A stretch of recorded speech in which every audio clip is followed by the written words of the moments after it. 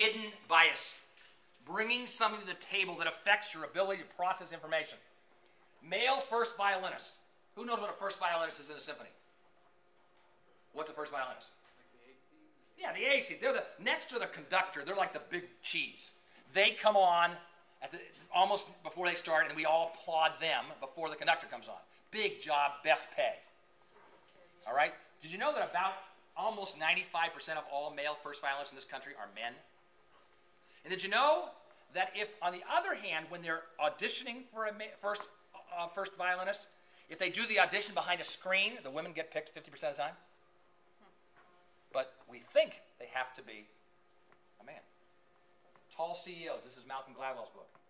Tall CEOs. Why is it that 63% of all CEOs in this country are over 6'2"? And all of them are men. Only 3% are women, as you know. Right? They're all men of the Fortune 500. Why? Because tall men are better CEOs? Or we just think tall people have a bearing, a hidden bias? How about the problem is, and this is really true for journalists, the problem is primacy. Your first impression affects things. I will not ask you to raise your hand if you've ever been on eharmonymatch.com or a computer date, but I assure you that the first 30 seconds of that exchange matter a lot. Right? As to whether you're going to just have a drink or make your way to dinner.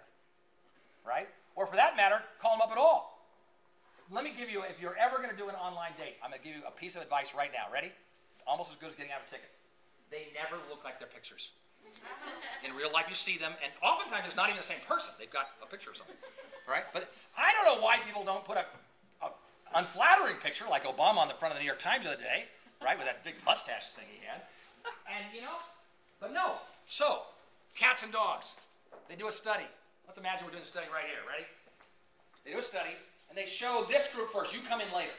We show a picture on the screen, and you write down what you see. And it starts out a picture of a cat. So you write down cat. We morph it into another picture. Yeah, still a cat. Cat. Halfway through the morphing pictures, we bring you guys in the room. You look at it and say, that's a dog. And you just say dog from then on. You guys keep calling it a cat much longer than they start calling it a dog. Because you're committed to it being a cat, and you don't change your mind. Because journalists get an impression of what the facts are, and they're going to let the story prove it. The other way around is to let the story unfold and actually have facts that disagree with your first impression. Therefore, it is like a blind date. Being a journalist is like not being on a blind date. Not being caught up in primacy. All right. So here's the cycle. I'll give you the pictures. There's a reporter, you guys, or a photographer, who is a reporter, just a photojournalist. There's a reader or a viewer, and there's a source. And you're in this cycle.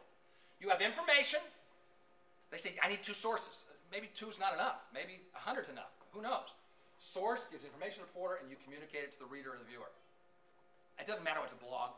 It doesn't matter what's a big-time news article like the New York Times puts out. It doesn't matter whether it's on your paper at San Francisco City College, as good as it is, right? You have got a reader, so it's source, reporter, reader, or it can be viewer, right? Or someone online. Okay? So you're trying to get information to them and give them a sense of what it was like to be there because they weren't there. They don't understand it. They don't know the story about X, Y, or Z. If you're reporting this presentation today, it's different, isn't it? You're going to all think of it differently, right? And the question is, are you going to get it right or close to right? And I'm the first to admit, because I loved philosophy in college, that the study of epistemology means that what is right is hard to figure out. I know that. I'm a trial lawyer. Trials are about competing stories. Hopefully they'll buy my story. All right? So let's try it out. So how?